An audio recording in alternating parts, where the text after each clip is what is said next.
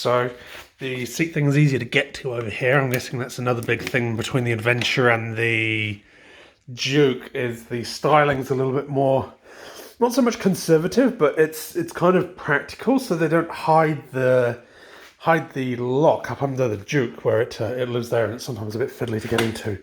The seat is a two-piece seat that it comes stock with. You can buy an ergonomic seat and you can buy a rally seat as well, which looks a lot more like that. It's a one-piece kind of seat that comes up that apparently gives you more movement, but I kind of like this one. I thought I'd get the rally seat when I first bought it, but I think I might stick with the stock one, unless I decide to get it for looks, because I'm a little bit like that. So there's the seat, and that gives you access to your airbox, battery, etc. And here is the cubby hole for the toolkit.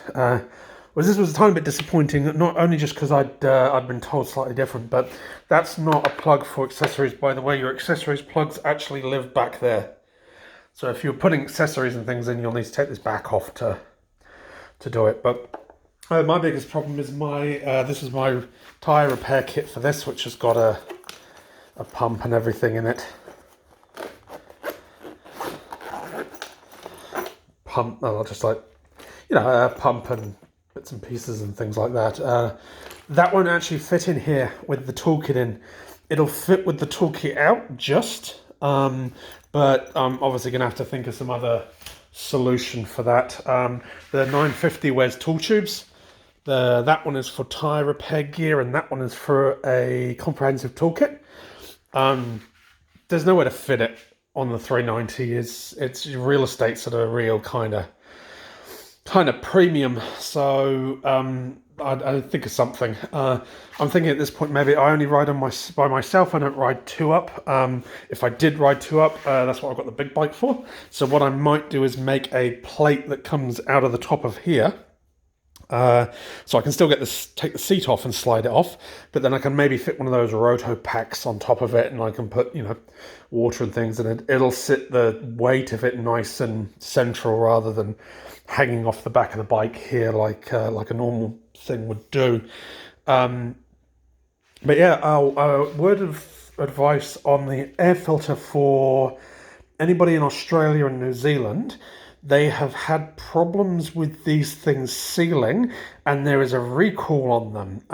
Mine hasn't had the recall done yet, again, because they really got it out the door as fast as they could for me. But evidently this doesn't seal very well against dust.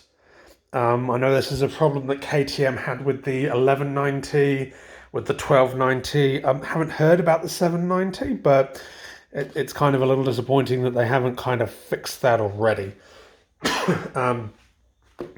What are you going to do? My dealer has said when I take it back for its first service, they will do the recall for me on that. Until then, I've got to avoid sort of hugely dusty conditions, which, to be honest, isn't too much of a problem at the moment anyway. Yeah, so that's about it for the seat.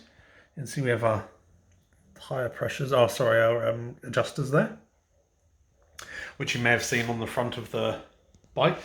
That one there's for compression, that one's for rebound. You can do those while you're riding.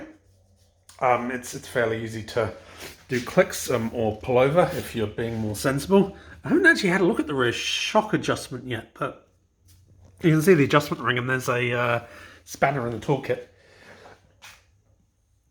Yeah. So that is the underseat of the 390 Adventure.